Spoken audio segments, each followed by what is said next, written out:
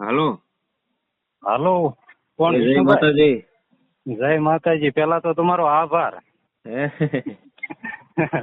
તમારો વિડીયો જોઈને જ મેં આટે કરી હતી. નહીં બરાબર વિડીયો જોયો ને ત્યારે. નહીં આવું કરતું રહેવું પડે. હું હા, એટલે ઘણી હજી પહેલી વાર કરી ગયા તો ઘણો ખરો ફેર પડી ગયો એના એ જ વ્યક્તિ થી.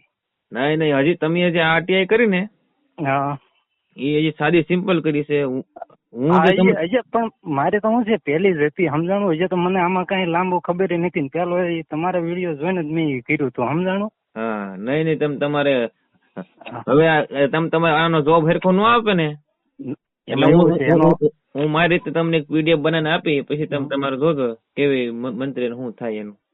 એમાં શું છે, જો એને જવાબ એને મારી આરટીઆઈ તો લઈ લીધી બરોબર, અરજી તો લઈ લીધી હતી રેડી. પછી 20 દિવસ થયા, 10 તારીખે મેં કરી હતી, એટલે એનો લેટર આવ્યો મારે પોસ્ટમાં, આજ જ આવ્યો હતો. તો એમાં એવું લખેલું હતું કે ઈ તમારે કચેરીએ આવીને ઓન રેકોર્ડ તમારે તપાસ કરી જવું. એટલે કચેરી કીધી એટલે એમાં મને તો કઈ ખ્યાલ ન હોય, એટલે કીધું કે પંચાયત કચેરી એટલે આપડે ગામની જે તે હોય કે તાલુકામાં જવાનું હોય.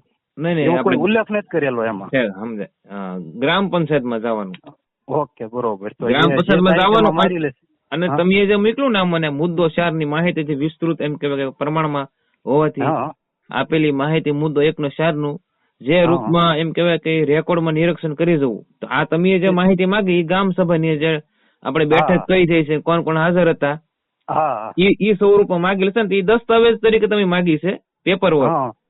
તો આમાં હું આરટીઆઈ 1 નો જે કાયદો છે ને એની કલમ 7/9 મુજબ છે ને, તમે જે માહિતી જે સ્વરૂપમાં જે માંગી હોય ને એ સ્વરૂપમાં આપવાની એની ફરજ હોય છે. હું હવે જે માહિતી કોમ્પ્યુટરમાં હોય ને અમુક વેબસાઇટમાં તો તમે જોઈ શકો, પણ આ જે આપણે ગામ સભા થાય છે એ મિનિટ બુકમાં એનો ઉલ્લેખ થાય. હું કોણ કોણ આવ્યું હતું, કેટલા ઠરાવ હતા.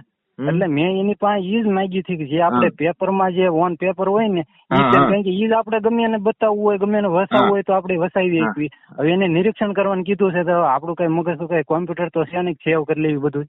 એટલે નિરીક્ષણ એને કેવું સાહેબ, મેં જે તમે જે સ્વરૂપમાં માંગે ને એ સ્વરૂપમાં આપો ને હું પ્રથમ અપીલમાં જાય એમ. એટલે ઈ મને એને નિરીક્ષણ કરવાનું કીધું છે. એટલે મતલબ ઓન પેપર નહીં, હું એને કહી તો શકું ને આજે મેં આરટીઆઈ કરી મારો આમ ઈ રીતે તો થઈ છે ને કે ભાઈ મને ઓન પેપર આપી શકે. હા, ઓન પેપર જ આપવી પડે. મેં જો તમને આજે પેપર મોકલ્યું ને એનું ઝેરોક્ષ કાઢી અને એને આપી દેવાનું. આ સાહેબ કાયદો છે, આમાં બધી જોગવાઈ છે, એ પ્રમાણે તમારે શું કેવું છે તમારું.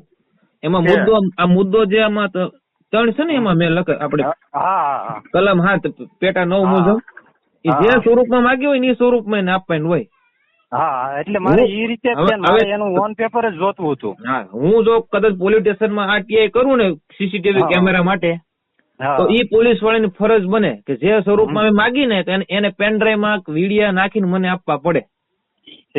હા, હું જે સ્વરૂપમાં માંગુ, પેપર માંગ્યું તો પેપરમાં, અમુક એવી માહિતી હોય, અમુક જે વેબસાઇટમાં હોય, ગવર્મેન્ટની વેબસાઇટમાં હોય અમુક, એમાં કોઈ ઓન પેપર કામગીરી થતી ને બધી વેબસાઇટમાં કામગીરી થતી હોય, તો આપણે એવા જે હોય ને માહિતી એને આપણે દફતરમાં જઈને કોમ્પ્યુટરમાં એ આપણે જોઈ શકીએ કે આ રીતની બધી કામગીરી હાલે છે.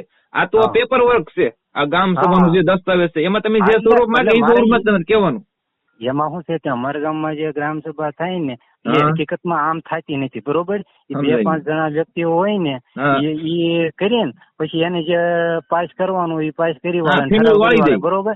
તો હું એને મેં આજકાલ ગયો ને મેં રજૂઆત કરી, તો મેં કીધું તમે ગામના મેં કીધું અમને બોલાવતા હો તો મેં કીધું અમે અમારા પ્રશ્નોની રજૂઆત ન કરી. મેં કીધું અમારા ગામમાં મકાન ન હોય તો મેં કીધું અમને પ્લોટ જોઈએ છે બરોબર, તો પ્લોટ ની મેં કીધું અમને બોલાવો તો અમને ખબર પડે ને. તમે અમને 5 જણા બોલાવીને કહી દો તો ક્યાં જ ખબર કે હું બધાની કે બોલાવું છું. તો એટલે મેં કીધું તો બધાને બોલાવતા હોય તો એની મેં કીધું જે આપણે સહી કરતા હોય એની મેં કીધું મને જણાવો તો મને ખબર પડે ને કે કોણ કોણ વ્યક્તિ આવે છે એમ. એમ નામ તો કઈ ખબર ન પડે. એટલે તમે જાઓ ને એટલે એને કહેવાનું કે જે સ્વરૂપમાં મેં માગીને સ્વરૂપમાં આપજો.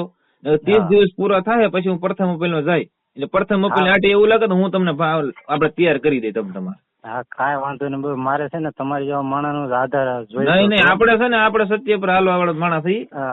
એમ. કારણ કે મેં તમારો જયારે વિડીયો પહેલી વાર જોયો ને ત્યારથી મેં આ વિડીયો આખો સેવ કરી લીધો હતો અને આમાં જે મુદ્દા લખ્યા ની તમારા ઓલામાંથી લગભગ મોટા ભાગના છે એ રીતના. પછી મને કોઈ કઈ સલાહ સૂચન કર્યું નથી, તમારા ઓલામાંથી મેં જોઈને કર્યું. નહીં અત્યારે આવું કરવું જરૂરી છે. હું નકર આ બધા આપણને ગાંડા સમજે બધા. હા એમ. અરે કઈ થતું ને આમ અમુક વસ્તુ થાય ને ગામમાં કઈક. અને અમારે શું છે ખબર, પેલા જે પટ્ટાવાળા હોય ને એ 5 જણાનું લોકો નાખે ને એ પાછું શું કરે ખબર, જે વ્યક્તિ નું આવ્યો હોય ને એને ઘરે ઘરે જઈને સહી કરી આવે. સહી કરી આવે જે કરે ને એને નો ખબર હોય કે આ ભાઈ છે ને એને કેમ પટ્ટાવાળો આવે છે હાલો ભાઈ એ ભાઈ મીટિંગ ની ભાઈ કરી દો સહી એમ કરીએ. અને જે આપણે જે અમુક જે થોડુંક જાણતા હોય કારવતા હોય કાંઈક કહેવાનું હોય એની પાસે પાછો આવે ને, કારણ કે આપડા ગામનો વ્યક્તિ હોય એટલે એ કઈ આવવાનું નથી આપણી પાસે. બરાબર. એટલે આવું બધું છે. એટલે મેં કીધું છે આવો કોઈક સલાહકાર માણસ હોય ને તો આપણે એને નીચે આ વસ્તુ કર્યું તો આપણને લાઈન દોરી મળે એમ. નહીં તમે તમારે પંચાયત બાબતનું કાંઈ પણ ઓલું હોય ને મને મેસેજ કરજો. આપણે તમને બને એટલી મદદ કરશું. તમે જે માહિતી આપી ને એટલી માહિતી મારા માટે છે ને ઘણી કહેવાય. પણ મને શું છે, મારે શું છે આ પહેલી આરટી છે એટલે મને એ ખ્યાલ નથી. એને એવું છે ને ઉલ્લેખ નથી કર્યો કે પંચાયતે આવવાનું કે તાલુકા પંચાયતે આવવાનું, ખાલી એને એમ લખ્યું કચેરી આવવાનું. કચેરી તો તાલુકા પંચાયતે કચેરી થાય બરોબર. એટલે એને થોડુંક શું છે રોડે ચડાવવાનું કામ કર્યું છે. એ હું કહીશ હવે તો, કારણ કે તે દી મેં જે આરટીઆઈ કરી ને તે દી જેને પરસેવો વળી ગયો હતો. ખાલી મેં પરસેવો ખાલી મેં એને ખાલી આરટીઆઈ કરીને આપી ને, લ્યો સાહેબ આરટીઆઈ લઈ લ્યો બોલે મારી અરજી.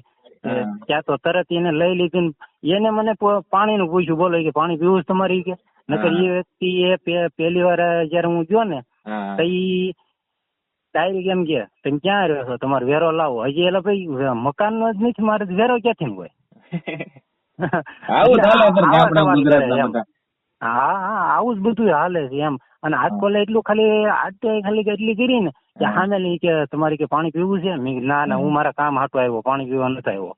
ત્યાં તો આમ લીગલી બધું કમ્પ્લીટ કે તમે કે ક્યાં કે ભાઈ બહાર રહેતા થાય કે કેમ કે આ નાના મેં કીધું અહીંયા જ રહું પણ હું કોઈ દી ક્યારે વગર કારણે મેં પંચાયતમાં હું ક્યારેય નથી આવ્યો. મેં કીધું હવે મેં જરૂર પડી છે મેં કીધું આવવાની. અને આ તમારું શું છે વિડીયો મેં જોઈને ત્યારથી મને ઘણું આમ બીજા વિડીયો કરતા તમારા વિડીયોમાં મને છે ને આમ બહુ સમજવા જેવું લાગ્યું.